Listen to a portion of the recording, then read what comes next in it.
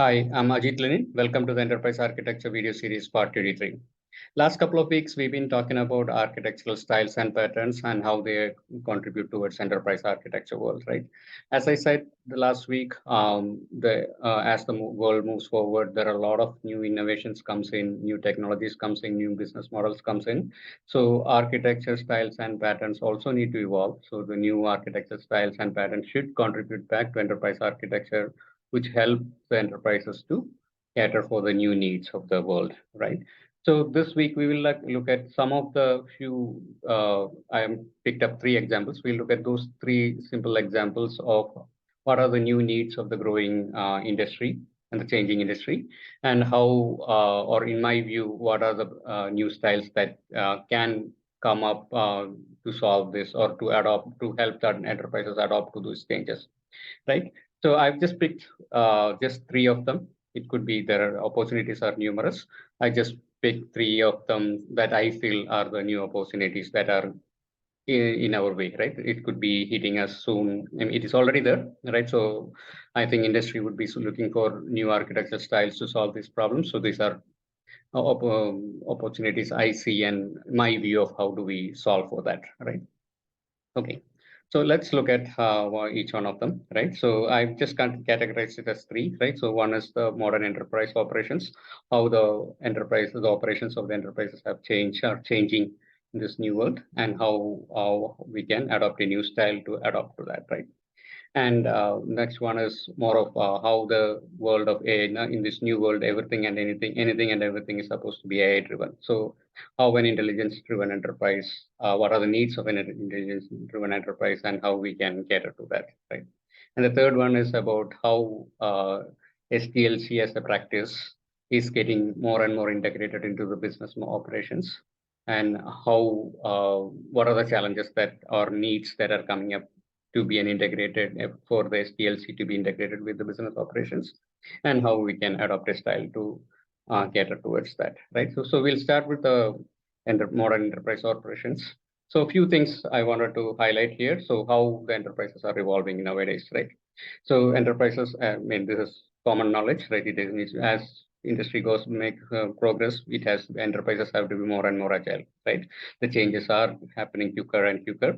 The transformations has to be in an accelerated fashion to be competitive, right?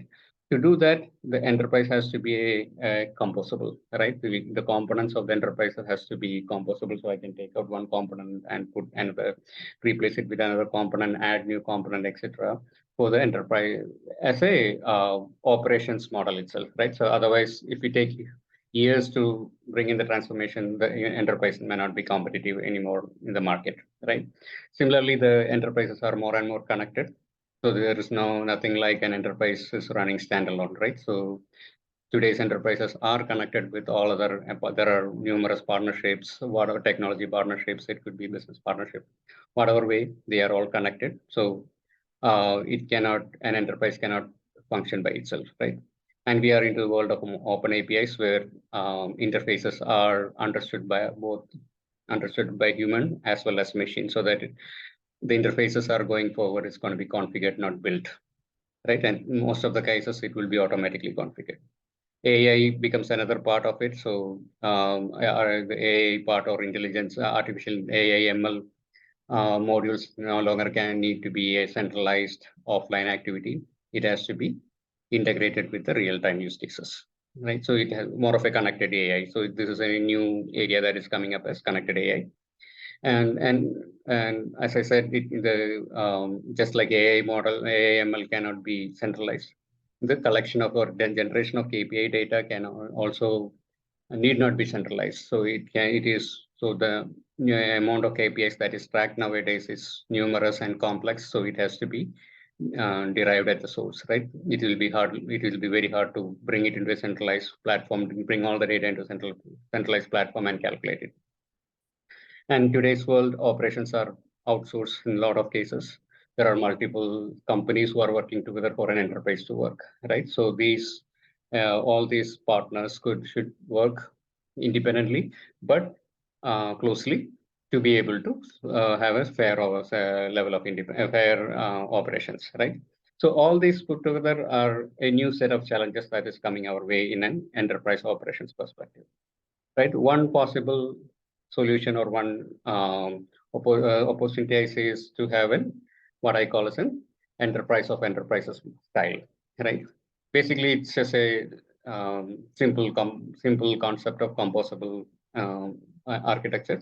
So we have each segment of the enterprise working independently, all connected through a centralized enterprise, what I call as an enterprise integration platform, right?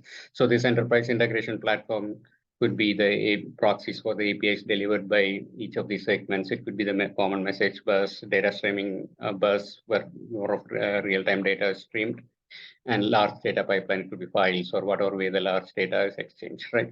All this pipeline would be part of the enterprise integration platform, which is pretty much the any data integration platform in today's world provides.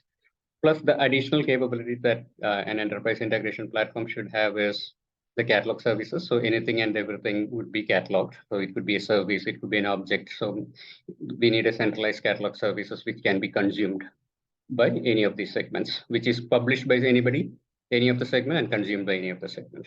Right. Similarly, each of these segments should have a common language. So there should need to be a set of language services which enable them to speak in a common language.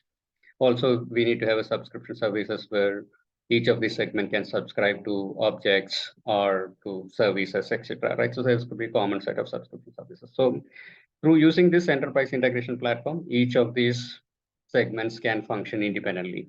Right. When I say independently, each segment would be a replica of an enterprise. Right. So it will have its own. They will have APIs and UX, which will be internal tools as well as customer exposing UX, have the microservices layer, need to have a BPM of its own to manage the process for the within the segment. It needs to have an intelligence layer. I mean, intelligence is no longer a centralized activity. It can be within the segment. The KPIs should be managed internally. The security and compliance aspects has to be taken care internally. There could be an overarching policy, but that could be implemented locally where the all overarching policy plus the segment-wise segment policies can be applied, and the DevOps pipeline, and finally the storage aspects of it, whether it's OLTP or basically the transaction database as well as analytic platform as well, right? So the entire set of tools that is needed for an enterprise should be built at a micro level and fit into a segment so that this particular segment can work independently, can be replaced any point of time with another implementation, and can be picked up by anybody. So it can be independently run by another partner, right, etc. Right. So that the whole idea is each in the enterprise is broken down to a set of smaller enterprises which talk with which they interact through this centralized enterprise integration platform, right? This is a very high level style that can be followed to look into the to adapt to the challenges that the market is giving us, right? Okay, so now let's look at the intelligence driven, the second set of requirements that is coming in, right? Because of the intelligence driven enterprise, right? So what do I mean by intelligence driven enterprise? Right. So now artificial intelligence or AI/ML cannot, it used to be, even now, most of these AI/ML models are running offline, right? Using a centralized data platform, right? That's probably no longer true, right? As the changes come in, we need more and more intelligence delivered real time, right? And it should be real time and should be ready for consumption for the real time application. So if it's a digital website, it needs to have real-time intelligence on the customer behavior, right? What should we offer to the customer based on the customer's behavior in real time, right? So that intelligence needs to be delivered real time, and some of them needs to be derived in real time as well, right? But when we deliver intelligence real time, all this in AML models or intelligence cannot be computed real time, right? That would be a huge cost for the company, right? So there always is a trade-off between the business benefits that intelligence brings in versus the cost for deriving that intelligence, right?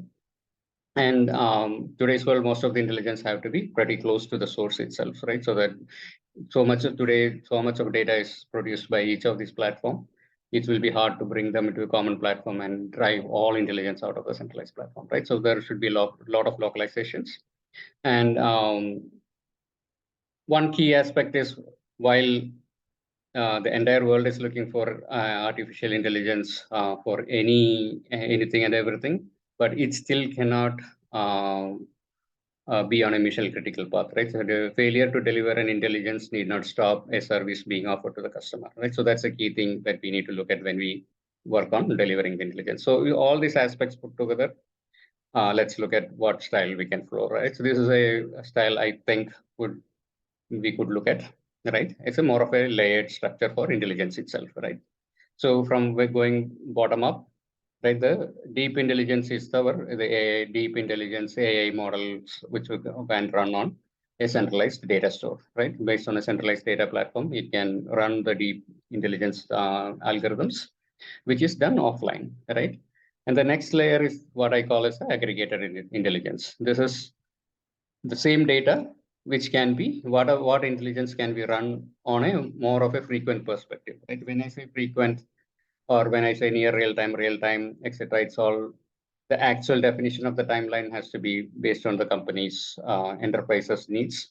But a broad classification, the way I'm classifying is offline, frequent, near real time, and real time. So we talked about the offline one.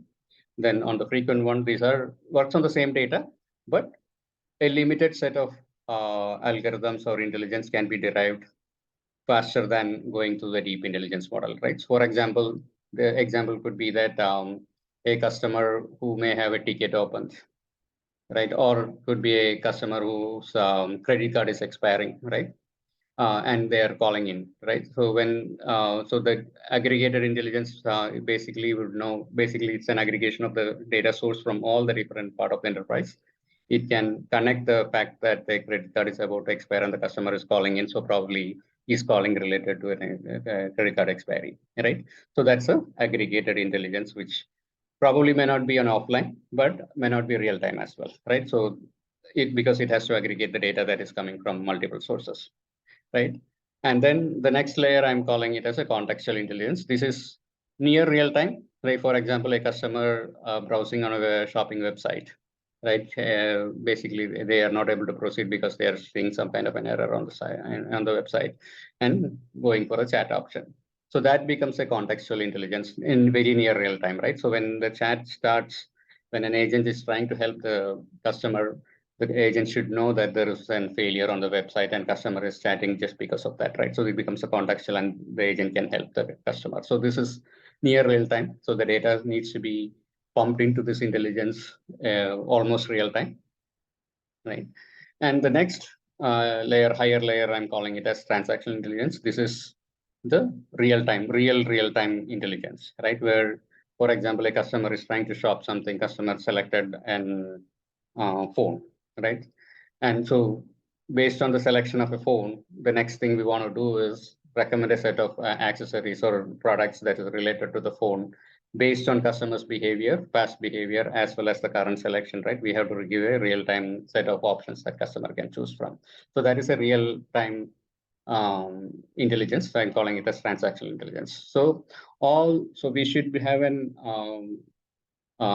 architecture that supports intelligence at this all four layers, right? So what goes into each layer is very depends on the enterprise itself, on how they want to organize. It's again based on how each intelligence, what business benefit that is driving each of these, what business benefit that the intelligence is delivering, right?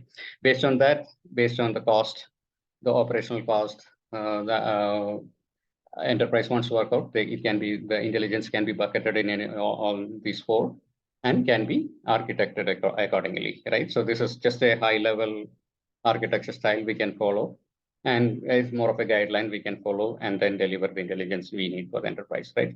And each of these intelligence layers, or the higher intelligence layer, consumes the intelligence delivered from the lower layer and then builds on top of it, right? So that the computation is lesser and lesser as we go on the real-time perspective, right? So deep intelligence is more compute. Aggregated intelligence, probably simpler model, but consumes whatever is already available as a deep intelligence. Similarly, contextual intelligence consumes aggregated intelligence. Transactional intelligence are small computes that we do real time, but using majority of the contextual intelligence, right? So this is a style I think would help as in the modern world where we want everything to be driven by intelligence. Right? Now let's look at the third example, right? Integrated, I'm calling it as integrated SDLC. It's basically current SDLC operations in many enterprises are still offline manual process, so which actually is a big roadblock for the enterprises to be agile, right? So we as enterprises need to be agile where they can derive the requirements automatically or at least semi-automatically in the modern world. Futuristically, I think it should all be automated, but at least for now it has to be semi-automated. And the IT investments, the returns and benefits of the IT investment cannot be just assumptions, right?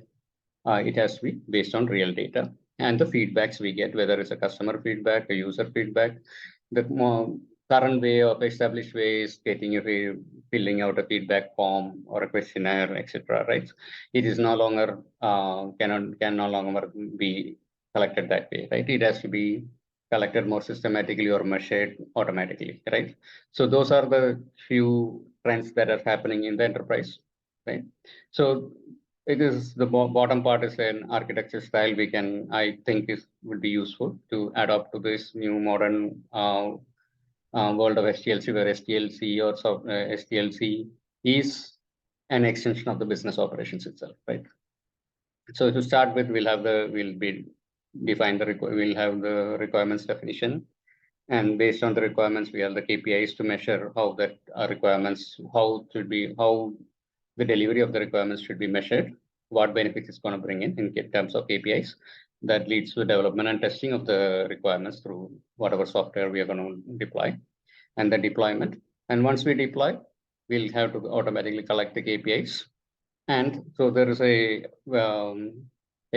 common what I'm calling the root cause analysis models. It could be any simple compute algorithms or AI models, whatever we want to way we want to solve it, should be able to bring data from all these different process steps, right, within the SDLC. So whether it's requirements, KPIs, whatever development and testing data that is coming up, deployment data, production KPIs that is coming out. So all put together, we should be able to do a root cause analysis on the desired KPIs and what we achieved, right? So the one is the gap between the desired KPIs and what we achieved, which is a gap which we need to address through further requirements or changes in requirements. Similarly, it can also derive what are the improvements what are the opportunities where we can improve upon the KPIs, right? So all this could be can be built into a model which can recommend it as saying that these are the opportunities available. We can pick what opportunities we want to look for. That becomes a new set of requirements, and the cycle continues, right? It's more like a closed loop implementation of the SDLC itself, right? I think this can be an evolving style, right? That over a period of time, this becomes automated, and with more and more AI capabilities coming in, this becomes really automated, so that generation of the requirements becomes automated based on the operations of the enterprise or the operations of the IT applications itself, right? So this could be a very, I believe it's a very useful style to adopt that could help us in the future SDLC operations, right? So all these three examples are just thoughts that in my mind, right, could be opportunities in the current world. So similarly, there could be hundreds of opportunities, hundreds of new styles could evolve. This I'm just putting up three of these together to show that there are opportunities in the market, and there is a need to look for new architecture styles, which will help enterprises to build new enterprise architectures, would help them to take up the challenges in the modern world. Right. So summarizing, we looked at some sample set of opportunities, and we looked at three specific examples of enterprises, layered intelligence, and integrated SDLC.